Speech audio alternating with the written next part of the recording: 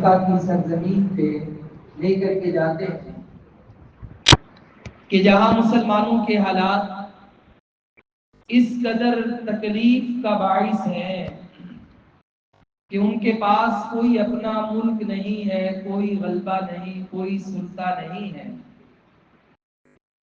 کوئی اختیار تک نہیں، بیت اللہ میں جانے کی اجازت تک نہیں ہے، اور مسلمانوں پہ دن بدن ظلم ستم کے پہاڑ توڑے جا رہے ہیں، دل تنگ ہوتے جا رہے ہیں، اور اللہ کے رسول بیت اللہ میں کعبۃ اللہ کے ساتھ ٹیک لگا کر بیٹھے ہیں۔ یہی صحابہ کرام نبی پاک علیہ السلام کے پاس آ کر فریاد کرتے ہیں، اللہ کے رسول آپ اللہ سے ہمارے لیے دعا کر دیں، کہیں بلال ہمیں انہی مکے کے راستوں میں کوئلوں پہ لیٹے ہوئے نظر آتے ہیں، کبھی ابو جہل آل یاسر پہ آل یاسر پر ظلم و ستم کے پہاڑ توڑتے ہوئے نظر آتا ہے، کبھی آپ کی ذات کو بھی نشانہ بنایا جاتا ہے، تو آپ اللہ تعالیٰ سے ہمارے لیے دعا کر دیں، اللہ کی مدد آ جائے۔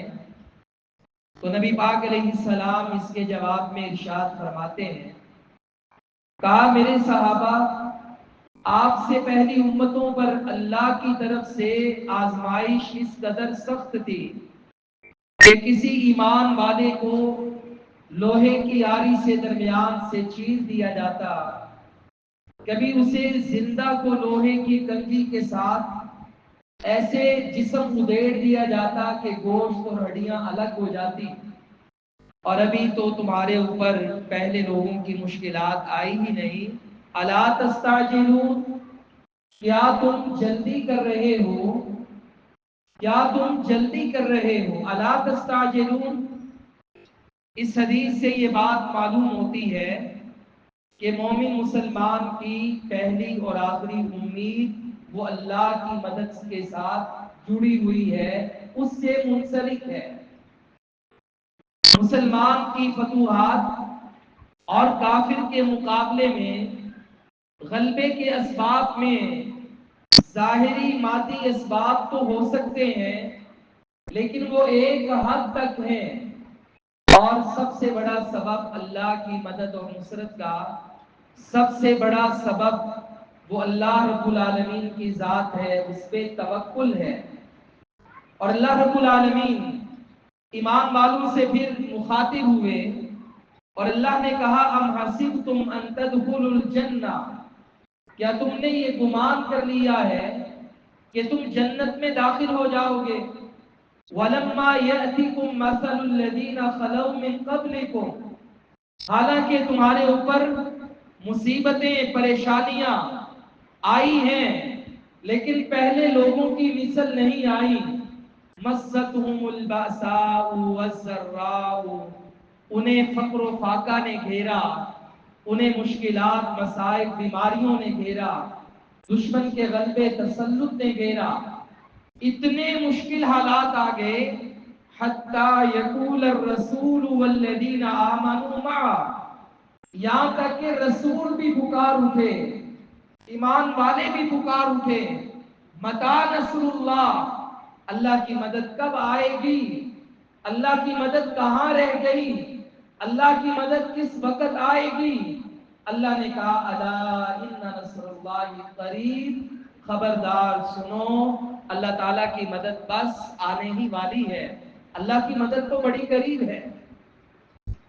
اللہ تعالیٰ تو اپنی مدد اور نصرت کا وعدہ کرتا ہے، اللہ کی مدد تو آنے والی ہے، لیکن وہ اپنے وقت سے پہلے آنے والی نہیں، جتنی اللہ نے مقدر میں لکھی ہے اور جس وقت پر لکھی ہے، نہ اس سے زیادہ نہ اس سے پہلے اللہ تعالیٰ کی مدد آنے والی نہیں۔ لیکن الا ان نصر اللہ قریب، ایمان والوں کے لیے مایوسی کا چانس ہی نہیں، مایوسی کا خیال ہی نہیں، اللہ کا وعدہ ہے، الا ان نصر اللہ قریب، اللہ کی مدد بس آنے ہی والی ہے، وہ تو قریب ہے۔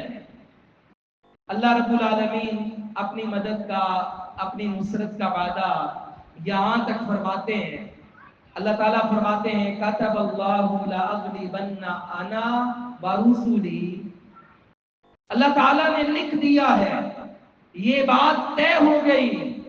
کیا لکھ دیا ہے؟ کہ میں اپنے بندوں کی مدد کے لیے آؤں گا۔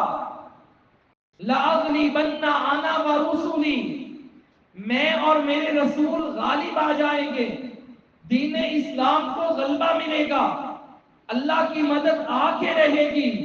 ان اللہ قوی عزیز، بے شک اللہ تعالیٰ بہت زیادہ قوت والا، سب پر غالب ہے۔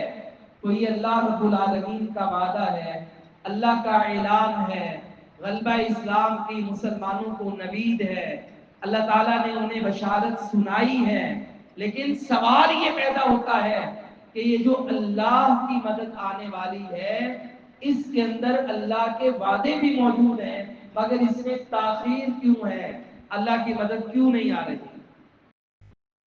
اللہ رب العالمین ایک دوسرے مقام پہ فرماتے ہیں سورہ محمد میں صلی اللہ علیہ وسلم، فرمایا یا ایھا الذین آمنوا، اے وہ لوگوں جو ایمان لائے، جو ایمان کا دعویٰ کرتے ہیں، ان تنصروا اللہ ینصرکم وَيُثَبِّتْ أَقْدَامَكُمْ، اللہ تعالیٰ کی مدد پلیٹ میں گھر بیٹھے نہیں ملتی، اللہ تعالیٰ کی مدد آسانی سے نہیں آتی۔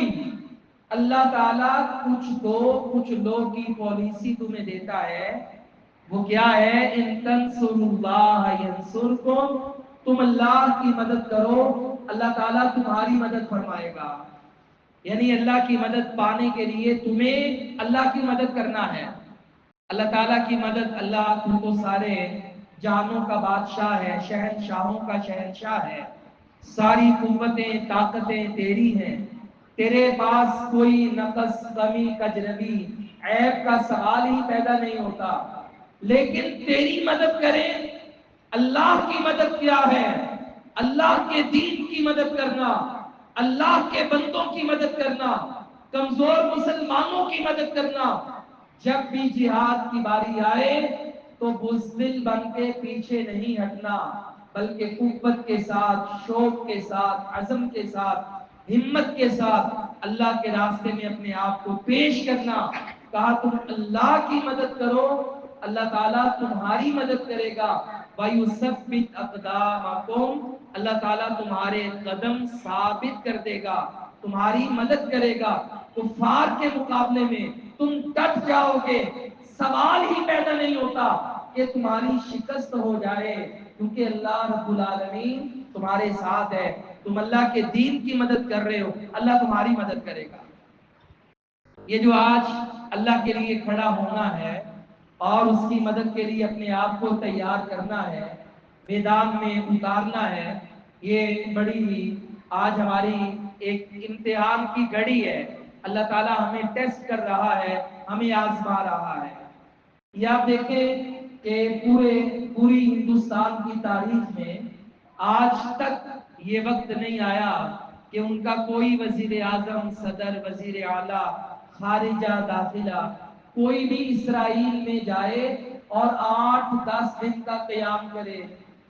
لیکن یہ مودی نے جو اسرائیل کا دورہ کیا، 8 دن کا قیام کر کے آیا نیتن یاہو کے ساتھ، اور آج بھی غزہ میں 1.5 سال ہو گئے ہیں، ہندوستان کے سویلینز فوجی ٹریننگ لے کر وہ اسرائیل کی مدد کے لیے غزہ میں جا رہے ہیں، اور وہاں پہ باقاعدہ اسرائیل کی چیک پوسٹوں پر اسرائیل کے پرچم کے ساتھ ہندوستان کا پرچم لہرایا جاتا ہے۔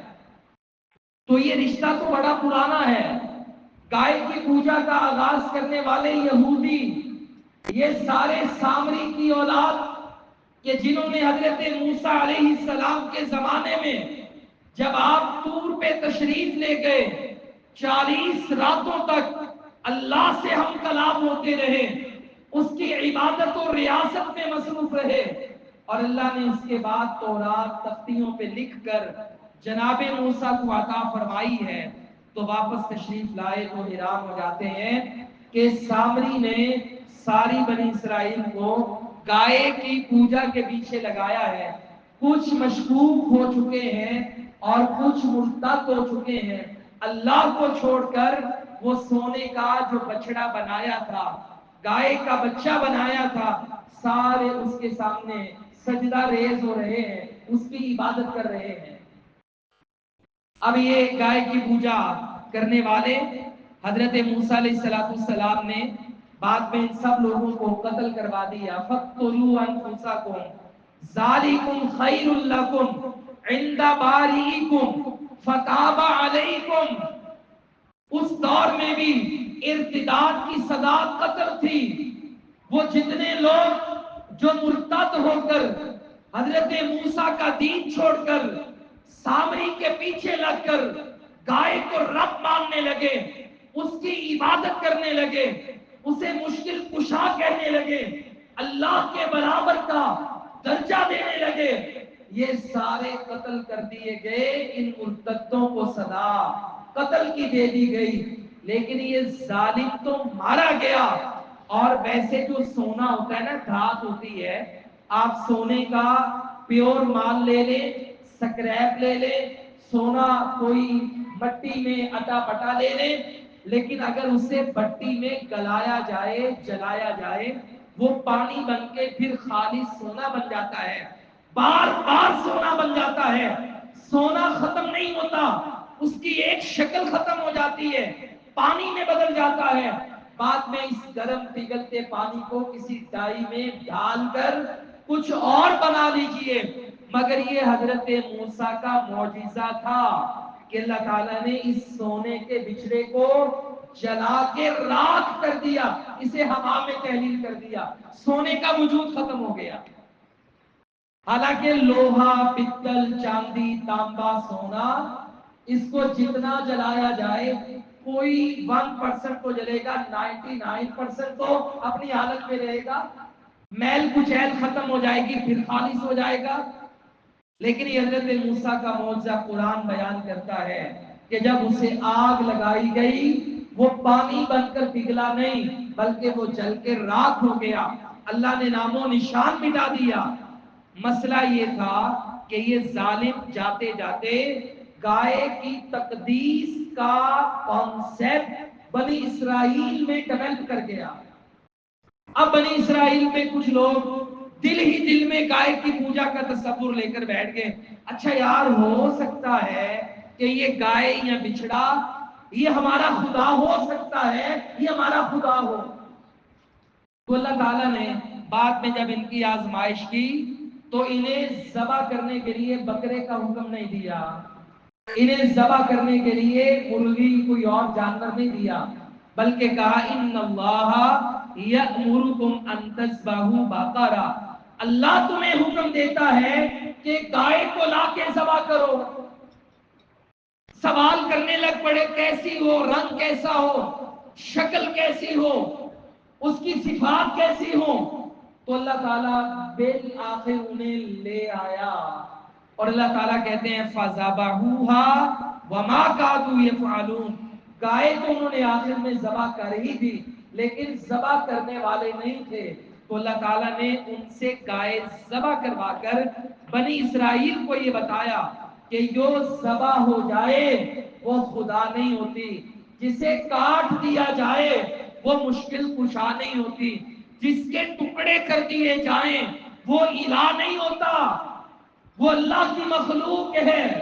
تو اللہ تعالیٰ نے گائے کو ذبح تو کروا دیا، لیکن یہ تب سے گائے کی پوجا کا کانسیپٹ زمین پہ آیا، سینہ بسینہ منتقل ہوا۔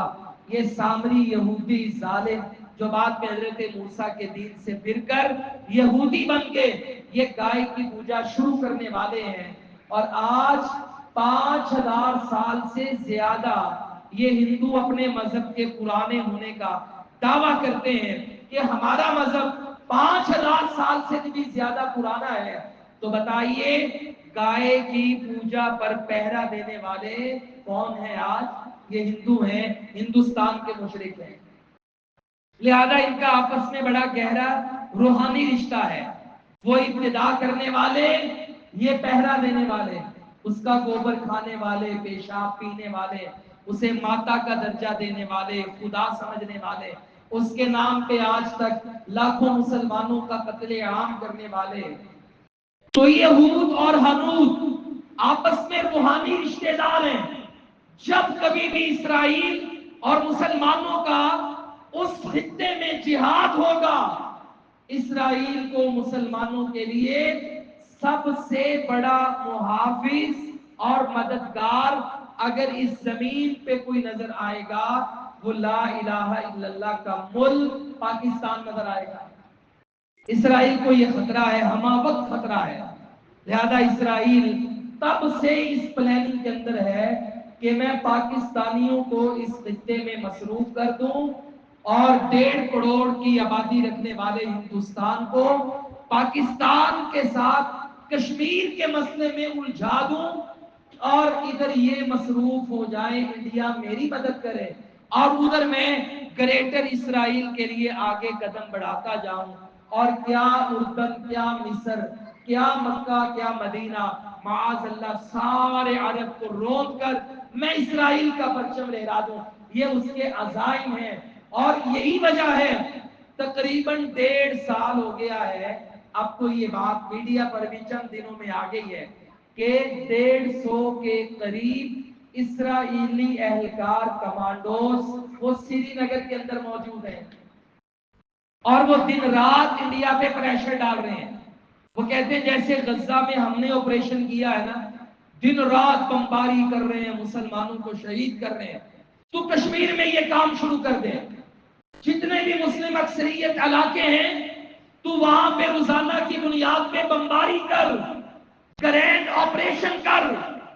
تو یہ ساری وہ کڑیاں ہیں. اور ہم نبی کریم صلی اللہ علیہ وسلم کی اس حدیث پر بھی حیران ہوتے ہیں. آقا علیہ السلام نے فرمایا، حضرت ثوبان رضی اللہ تعالیٰ عنہ اس کے راوی ہیں، آپ نے فرمایا عصابتان من امتی احرزہم اللہ من النار. میری امت کی 2 جماعتیں ہیں کہ جن پہ اللہ نے جہنم کی آگ کو حرام کر دیا ہے. عصابتون تغزو الہند، ایک وہ جماعت ہے جو ہندوستان میں غزوہ جہاد کرے گی. وَعِصَابَةٌ تَكُونُ مَعَ عِيسَى ابْنِ مریم، اور ایک جماعت عیسیٰ بن مریم کے ساتھ مل کر دجال اور اس کے پیروکار یہودیوں کے خلاف جہاد کرے گی. فرمایا یہ دونوں جماعتیں بڑی عظیم جماعتیں ہوں گی.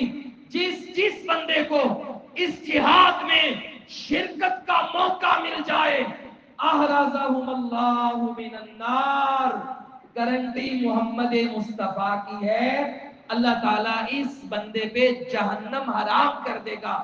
یہ جہاد کرنے والا کنفرم جنت میں جائے گا. بشارت آمینہ کے لال صلی اللہ علیہ وسلم نے سنائی ہے.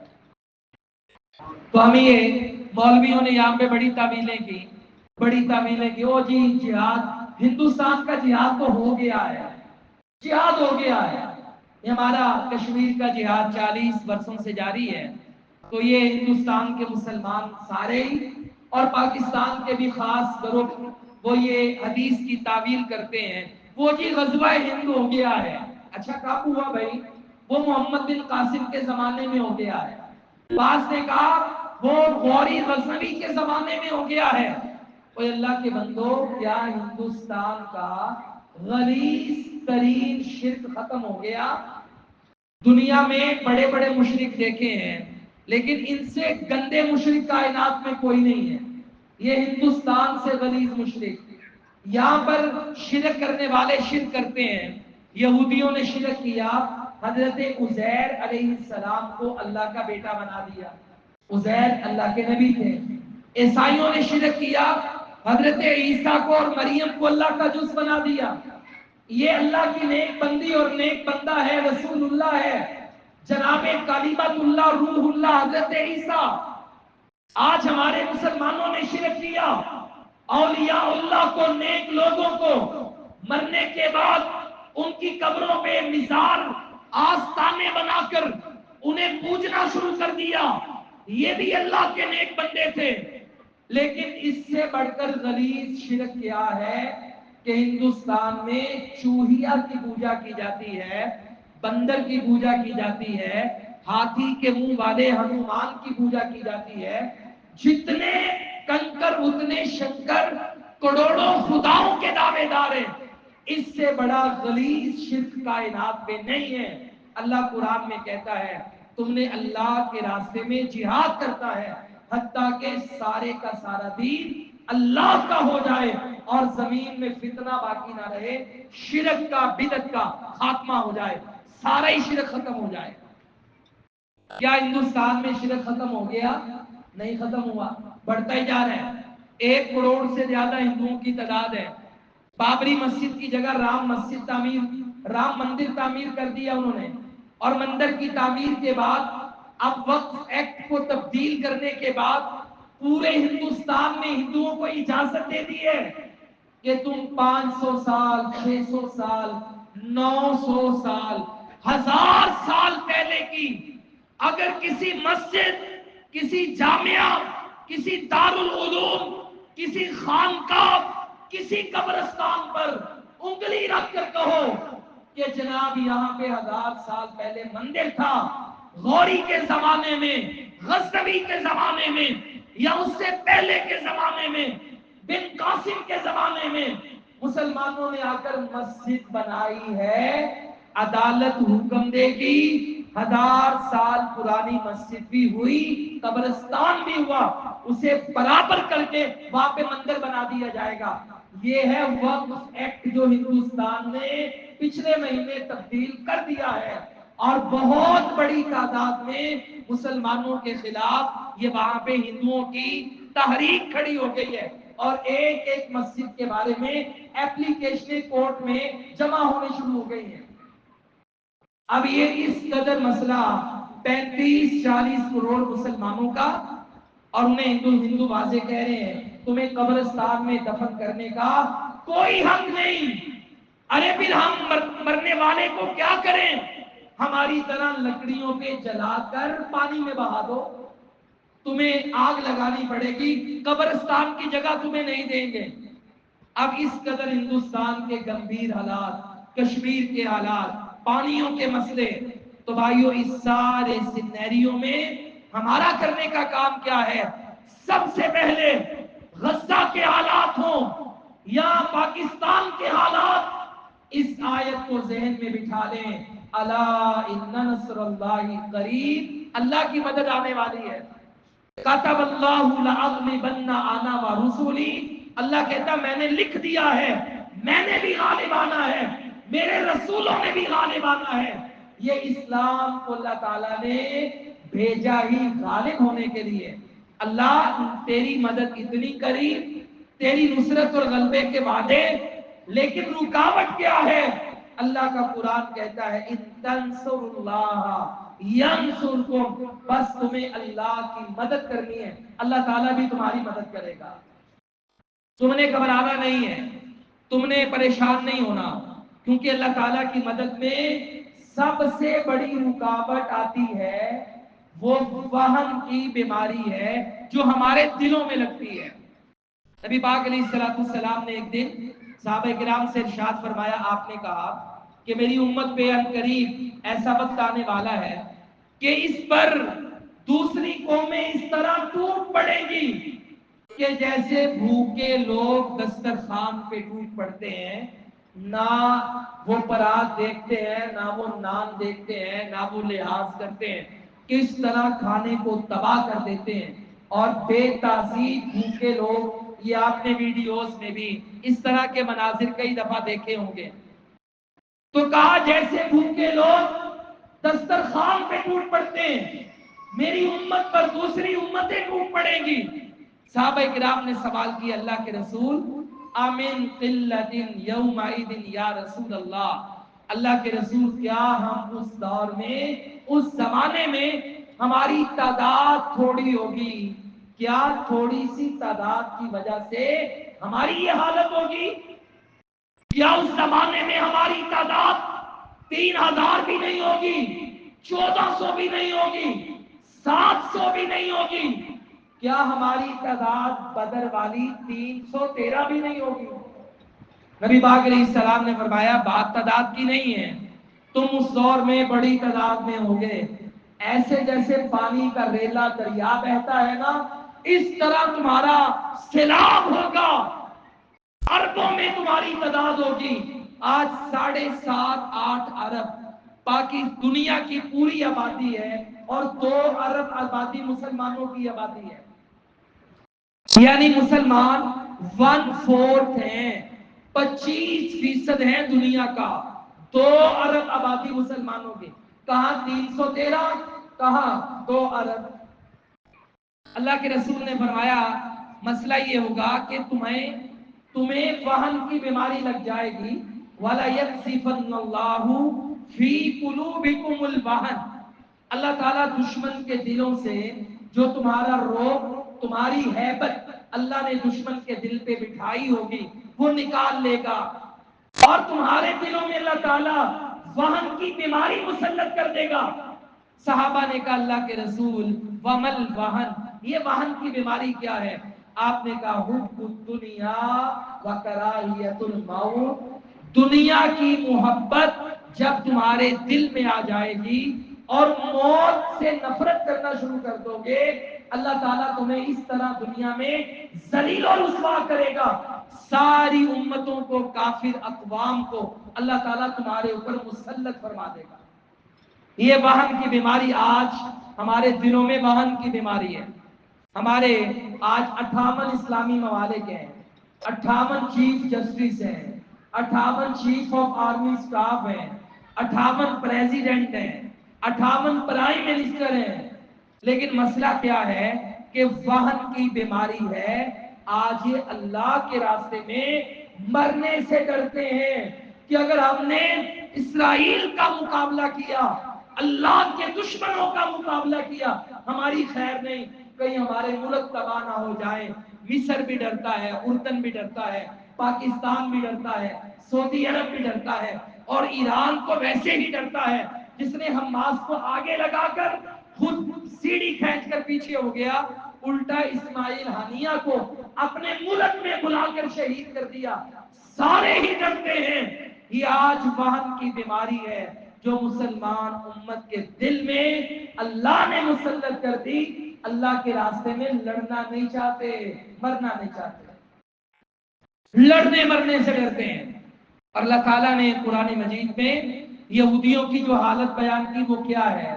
اللہ کہتے ہیں اگر آپ ان کے ذاتی معاملات کی طرف جائیں، یَوَدُّ أَحَدُهُمْ لَوْ يُعَمَّرُ أَلْفَ سَنَةٍ، ہر یہودی یہ چاہتا ہے اسے کم از کم 1000 سال عمر دی جائے۔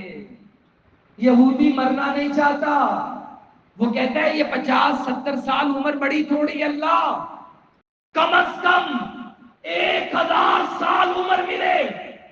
لو یعمر 1000 سنہ، 1000 سال عمر ملے۔ یہ موت سے ڈرنے والے، گھبرانے والے بنو قینقاع، ان کا قبیلہ اللہ کے نبی سے ٹکرایا، جب ان کی 2-4 لاشیں گری، ہاتھ جوڑ کر سرنڈر ہو کر اپنے قلعے، زمینیں، باغات، جانور، ہر چیز مسلمانوں کو دے کر بھاگ گئے۔ بنو نذیر کو دیکھیں یہ بھی بھاگ گئے۔ بنو قریظہ کو نبی صلی اللہ علیہ وسلم نے عبرتناک شکست سے دوچار کیا، اور یہ جتنے مدینے سے بھاگ کر خیبر میں آباد ہوئے، 7 ہجری میں اللہ کے رسول نے خیبر میں بھی جا کر ان کا تعاقب کیا، وہاں بھی یہ لڑے نہیں۔ 1 مہینہ لڑائی جاری رہی، بالآخر یہ ہاتھ جوڑ کر سرنڈر ہو کر اپنی ساری زمینیں، باغات مسلمانوں کو دے کر وہاں سے بھاگ گئے، اور کہا کہ ہم ذمی ہو کر یہاں پہ رہنا چاہتے ہیں، ہمیں چند سال رکنے کی اجازت دے دو۔ اور فاروق اعظم نے اپنے زمانے میں ان کی وہاں سے بھی دوڑ لگوا دی، یہ یورپ میں جا کر آباد ہو گئے۔ یہ تاریخ ہے ان کی، یہ لڑنا نہیں چاہتے۔ اور ہماری تاریخ کیا ہے؟ جب کبھی بھی مسلمانوں پر جنگ کے سائے اور باطل منڈلائے تو مسلمان کافر کے سامنے بیٹھ کر صلح کی بھیک نہیں مانگتا، کافر کے سامنے بیٹھ کر مذاکرات نہیں کرتا، بلکہ وہ لڑنے مرنے کے لیے تیار ہوتا ہے، ہارٹ میسج دیتا ہے، یہ ہماری تاریخ ہے. مدینے میں تشریف لائے نبی پاک علیہ السلام پر پہلی جنگ جو بدر کی مسلط کرنا چاہی کافروں نے، اللہ کے رسول نے صحابہ کو بلایا، کہا کھڑے ہو کر میرے جذبات کو بھی آپ بوسٹ اپ کریں، اپنے اپنے بھی جذبات بیان کریں. حضرت فاروق کھڑے ہوئے، جناب صدیق کھڑے ہوئے، علی المرتضیٰ کھڑے ہوئے، زبیر بن عوام کھڑے ہوئے. نبی پاک علیہ السلام یہ چاہتے تھے یہ تو سارے میرے ہیں، مہاجر ہیں، مکہ سے آئے ہیں.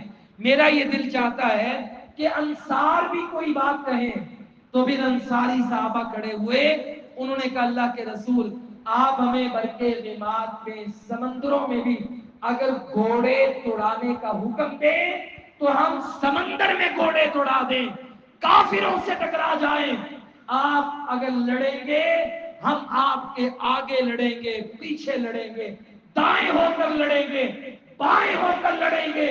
ہم موسیٰ کی قوم کی طرح نہیں کہ جنہوں نے جب لڑائی کا وقت آیا تو اپنے نبی سے کہا فَاذْهَبْ أَنْتَ وَرَبُّكَ فَقَاتِلَا إِنَّا هَاهُنَا قَاعِدُونَ. موسیٰ جا اور تیرا رب جا کے لڑے، ہم تو یہاں پر بیٹھے ہیں، ہم سے جہاد نہیں ہوتا. صحابہ نے کہا اللہ کے نبی ہم لڑیں گے، اور لڑے.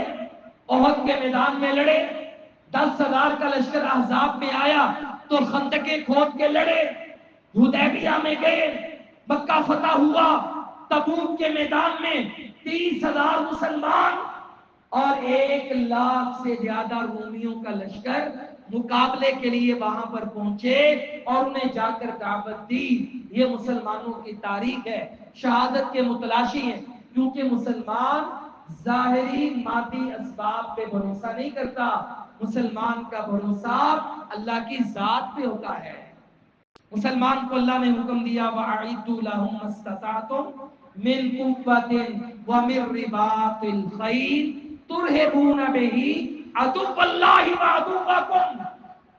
اللہ کہتا ہے تم اپنی طاقت کے مطابق تیاری کرو، گھوڑے تیار کرو، آج کی زبان میں ٹینک تیار کرو، میزائلوں کے تجربات کرو، ڈرون کی پرواز کرو، طیارے تمہارے آسمانوں میں گشت کریں، پیٹرولنگ کریں.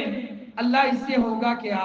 فرمایا تمہاری ان مشقوں سے، تیاری سے ترہبون بہی عدو اللہ و عدوکم.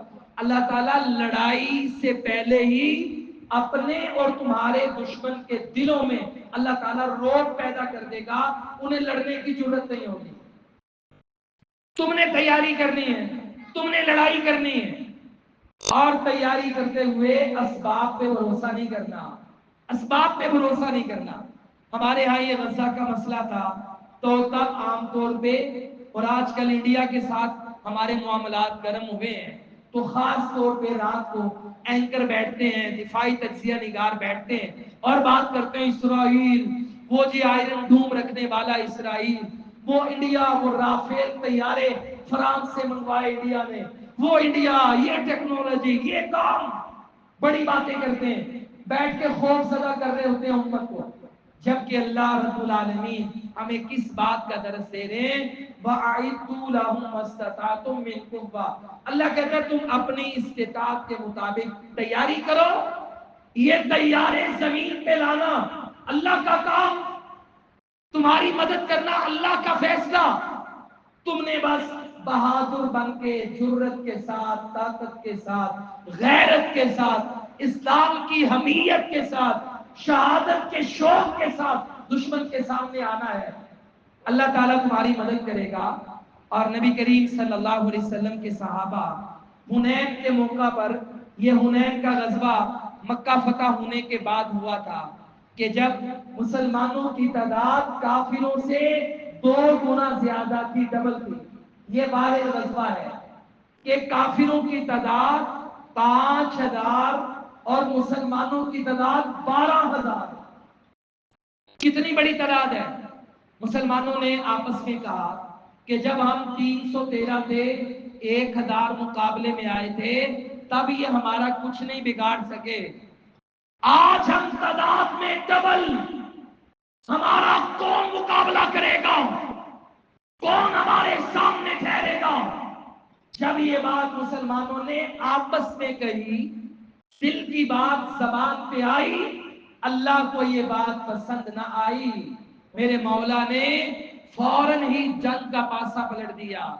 مسلمان اندر داخل ہوئے میدان جنگ میں تو یہ لوگ بڑے زبردست تیر انداز تھے، مسلمانوں کو علم ہی نہیں تھا، انہوں نے سائیڈوں پہ پہاڑوں پہ جھاڑیوں میں تیر انداز بٹھائے ہوئے تھے، ان ایکسپیکٹڈ تیروں کی بارش مسلمانوں پہ دائیں بائیں سے ہو گئی، سارے مسلمان پیچھے بھاگ گئے، کسی کو آگے بڑھنے کی ضرورت نہ ہوئی، سارے پیچھے چلے گئے۔